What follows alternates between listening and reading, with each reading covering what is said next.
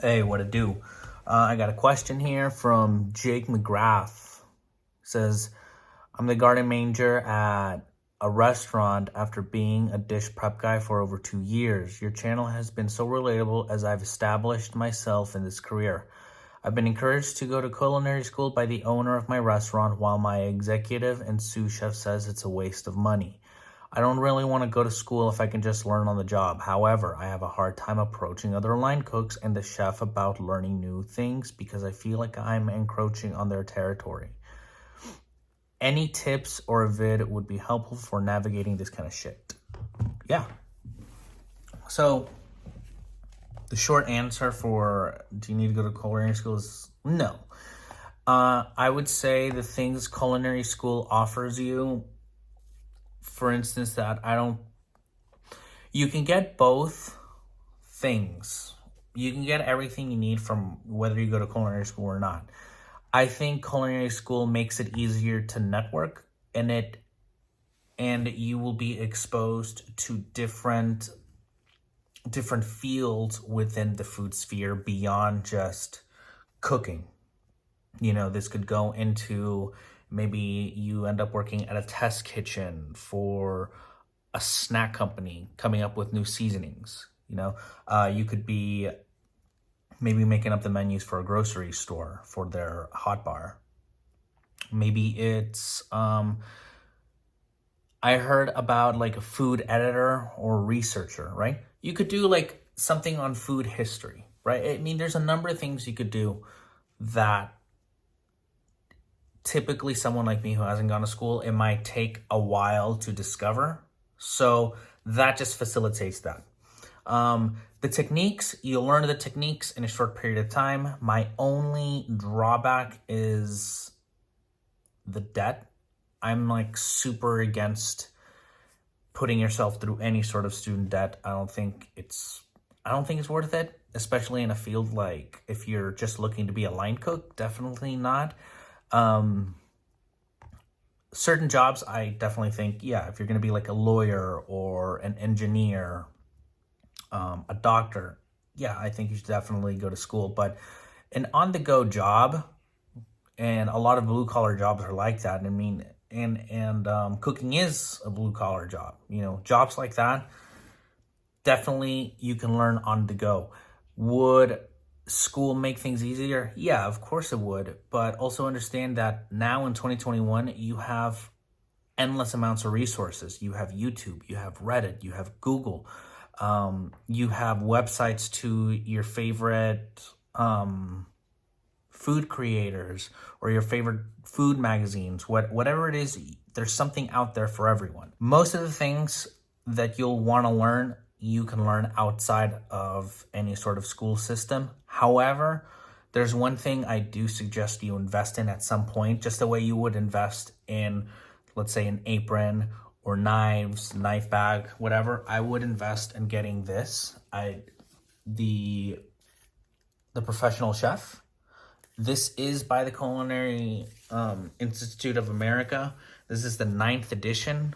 I recommend just buy whatever the current edition is whenever you watch this. But that is a great, it just has everything that you're gonna ever wanna know. It's loaded with information. When I first got it, I was definitely treating it like a school thing. Like I'd go and I'd read a chapter, I'd write notes on things that I would want to know or memorize. And as time went on, as I began to realize that, you know what, I'm learning what I need to as I go, depending on the kitchen where I'm at. And that's how it is. Some kitchens are more cookie cutter and you'll learn the things that would apply at any kitchen. Other kitchens are more specific.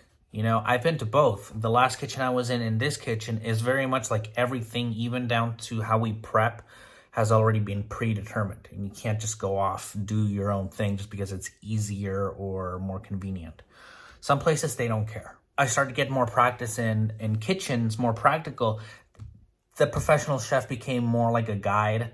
Every now and then I open it when I'm just curious about something or just to skim through, see if there's something I can learn. Most of the things, again, like I was doing chiffonades before I knew it was called a chiffonade. Emulsification. I was emulsifying sauces before. I'm like, oh, that's emulsification, you know? For socks, you know, I was already doing little satchels before I knew what a satchel is. So you don't need to go to school. I guess I'm gonna side on I don't think anyone should be paying, especially for culinary. So I would say if you're not gonna go the course of going to school, which I don't recommend. I don't think you need to go to school. If you want to, that's totally fine. I'm not against it. You definitely are gonna have a different set of doors open for you that I don't, or any other cook that's never gone will have. There's just advantages like that.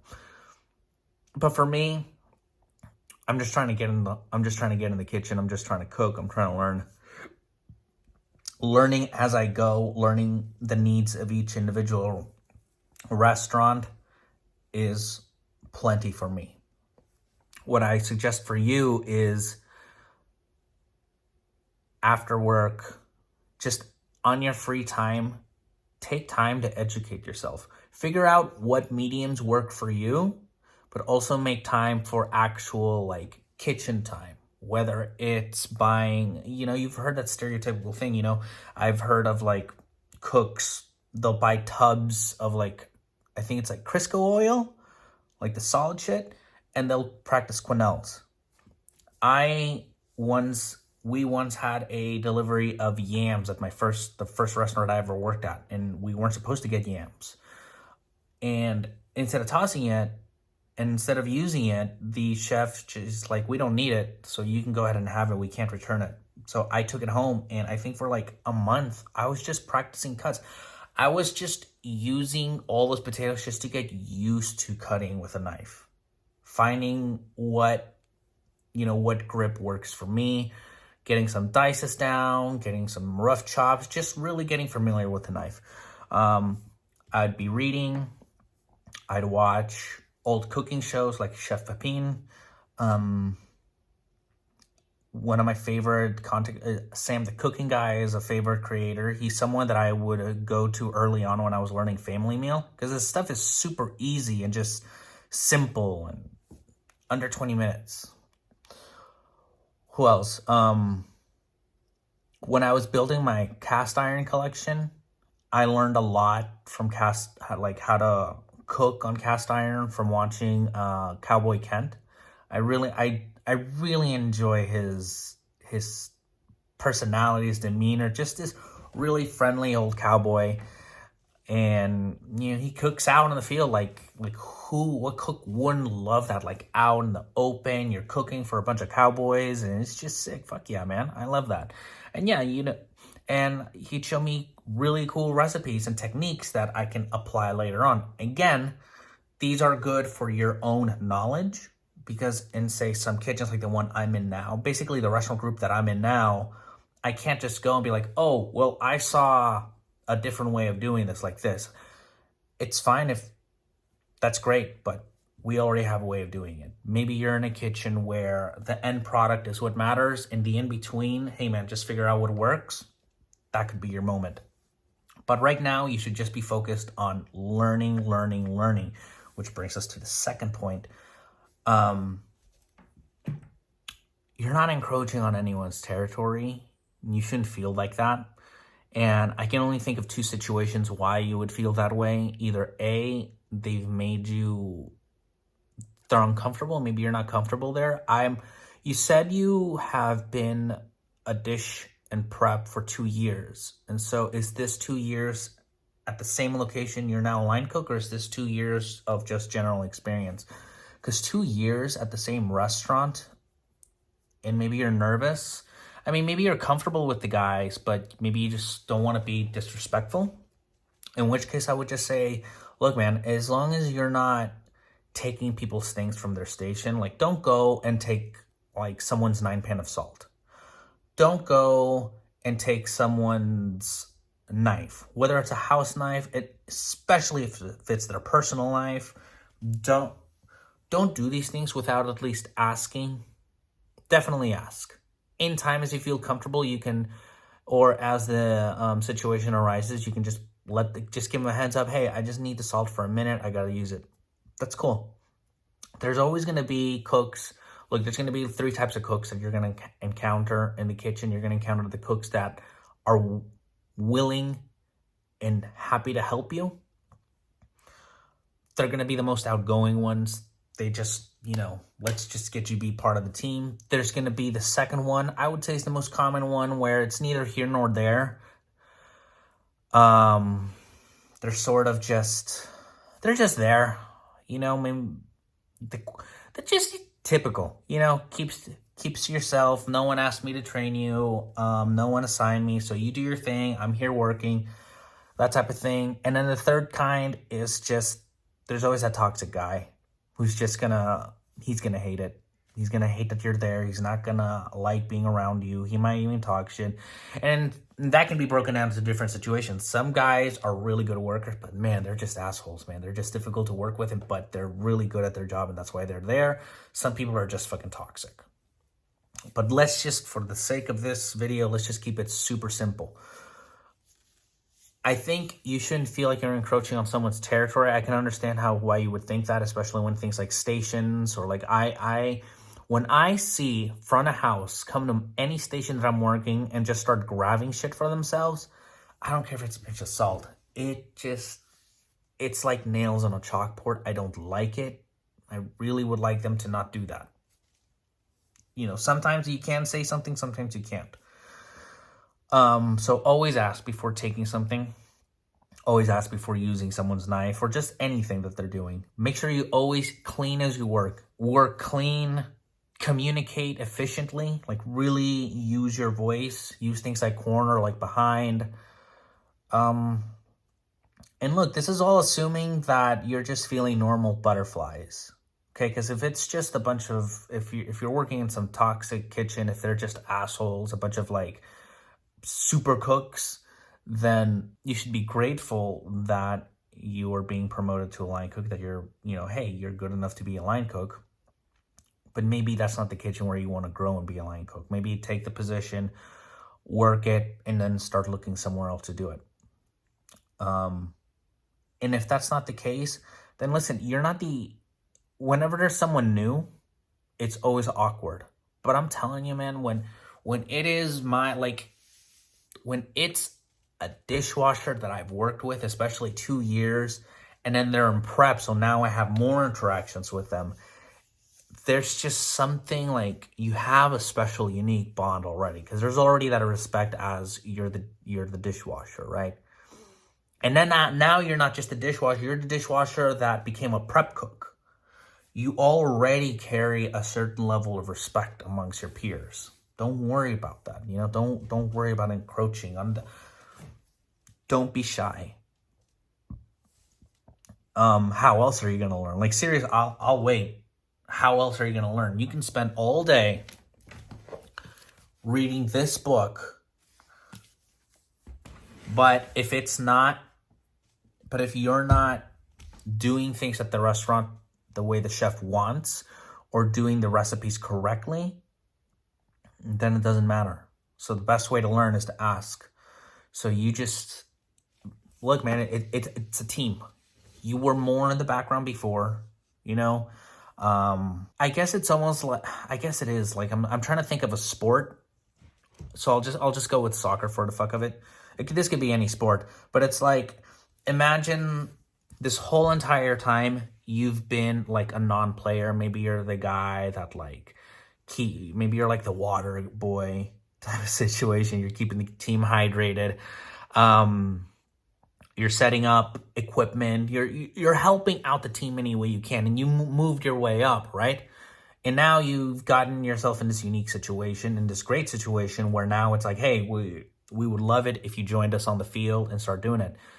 Maybe what you're experiencing a little bit is a little bit of that imposter syndrome. It's just an idea. In which case, it's totally understandable. You've been watching these guys kick ass, just do service after service.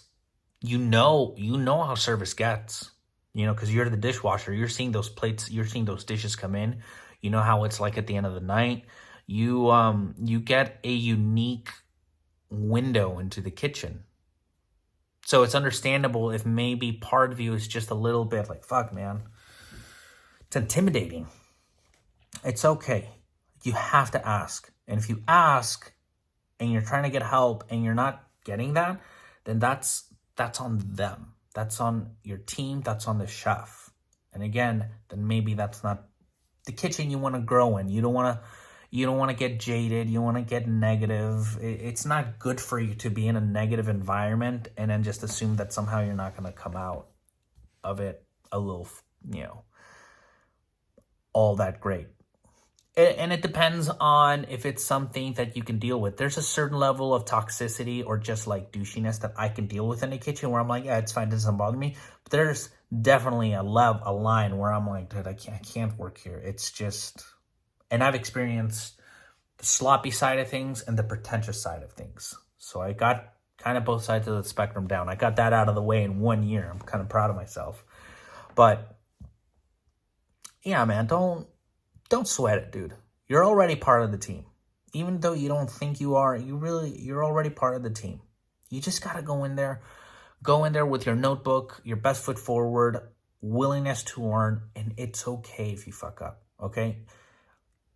My chef, a few weeks ago, my chef told me something.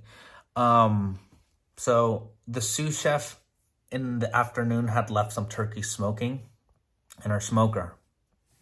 I didn't know. And we closed that night and left. And they found the turkeys the next morning. And they were fine. They were a little drier than we would have liked them, but they were essentially, they were okay. The sous chef's responsibility is, he forgot about it, and that's no good.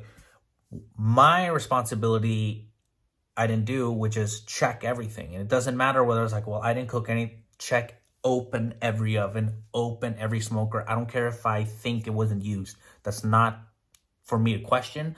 My job is to check. And so I got the call in the morning from my sous chef, and he just let me know. It's like, hey, man, we made a mistake. This is what happened. And I let chef know. Okay, fine. I came in, and then the chef told me, he's like, yeah, you know what? I was mad for a minute. But then I realized something. Here's the thing, it's a great learning. When your cooks respect you as a chef, you don't have to raise your voice. Their shame and their own guilt for letting you down is going to be more than enough for them never to forget not to do something. And he's 100% correct, because the whole day, if it would, look, I'm not here and gonna lose my hairs over turkey, like, fuck, that sucks. It happens.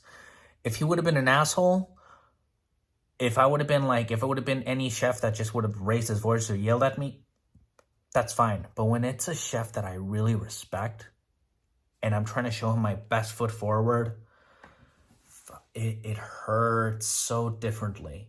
And you know what? I check everything. It's happened. And every time I make a mistake, that's kind of where my brain goes to. It's like, I respect my staff. I respect the chef. I'm not trying to make anyone look bad. I don't want to make this place look like a slob, like a sloppy kitchen. So when I make a mistake, I feel it, because I feel like I'm letting down my team. I feel like I didn't put down my best foot forward.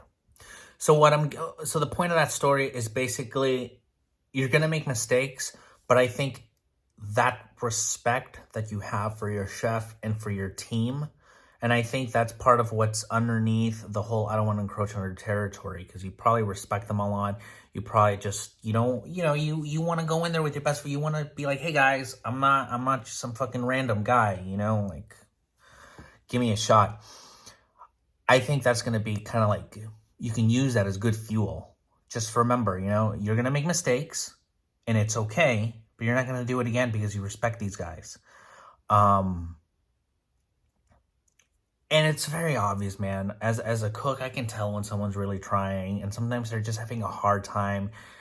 I told this story once. We, at the last kitchen I was in, we were very encouraging about anyone that wants to learn the line. You just have to show interest, and we'll start to piece together the pieces to see how we're going to get you there, whether it's to find coverage for whatever, if you're the dishwasher or just whatever, we'll figure it out. Well, one day the dish pit was really slow, and Omar was just chilling there, and he's just watching us.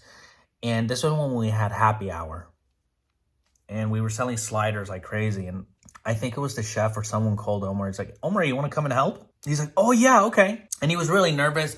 He's like, okay, I don't want to get in the way of anyone. I'm not sure how to move. And he was slow. He was just being overly cautious. But man, I tell you, dude, it was so funny.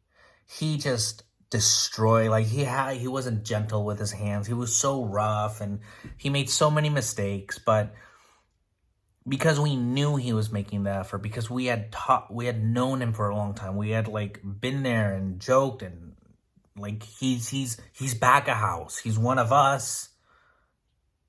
He gets that sort of pass. He gets that sort of that leniency. And also, it matters a lot of how you approach it. You're going to come in there looking, trying to be hot shit, which I don't think you are based on this comment. Then they might be less patient with you. But listen, you're not going to know unless you try. And all you got to do is just show up, be prepared to learn. Carry this notebook, dude. It's going to really help you a lot. As you go, whip it out, and then just start writing down what goes in each thing. And if you've been prepping in this kitchen, then you already know. You're going to see everything that you've been prepping. And it's going to start to make sense when you put it together. And the best thing is, once you start making the food and you start to taste what you're making, you're going to have a deeper understanding about the food that you've been prepping. And then you're going to begin to adjust how you prep, because you're going to understand the final product better. When you can understand the entire scope of from receiving it in the morning to dinner service, it's a whole level of appreciation. Keep us posted, Jake. I want to know how this works out. Again, as long as you make the time to educate yourself, you're going to go as far as you want to. If you just, hey man, I just want to work in this kitchen, I'm not super serious about the whole culinary thing, hey man, then do everything that they need you to do, and do it the best as you can, as best as you fucking can. If you're feeling a little more ambitious and you're thinking to yourself, you know what my goal is to be a chef one day, then start putting in some outside education. You got to start making time for that. If you're not going to pay for it, you do it yourself. It's a little more challenging. It's going to be a little less organized, but it's absolutely doable. And with communities like YouTube, Reddit, resources like Instagram, Pinterest, there's just so much, TikTok, there's something out there for your learning style. And yeah, I hope my response was adequate enough. I hope it helped you. And if it didn't give you that answer you were looking for, I hope at the very least it gave you something to think about. I also want to thank everyone. We reached 1,000 subscribers. I'm still just in a daze from it. It's unbelievable. I want to thank everyone that has supported me, has supported this channel, everyone that's ever left a comment, anyone that's ever contributed to the overall conversation and betterment and well-being of our culture. And that is what Back of House is. It's more than a job. It's more than a career. It's a culture. I've said this before. You can go to any YouTube channel and find recipes. I'm not the best cook whatsoever. I would never consider myself the best cook whatsoever. But I care tremendously about the people that I work with. And taking a step back from that, I realized that I care tremendously about this culture. But again, I could post all I want, but if you guys aren't fucking with it, if you guys aren't jiving with it, it's not going nowhere. So I clearly am doing something right, and I want to thank you guys for it. I appreciate everything, all your support, and yeah, what's next goal? 10,000? Yeah. Let's just chisel our way there. Let's just let's see how fast the subs start going up. Now that I'm, now that my subscriber count is a little higher, maybe the algorithm might help me out a little bit. Anyway, that's all I got for today. Thank you guys. Take care and have a great service.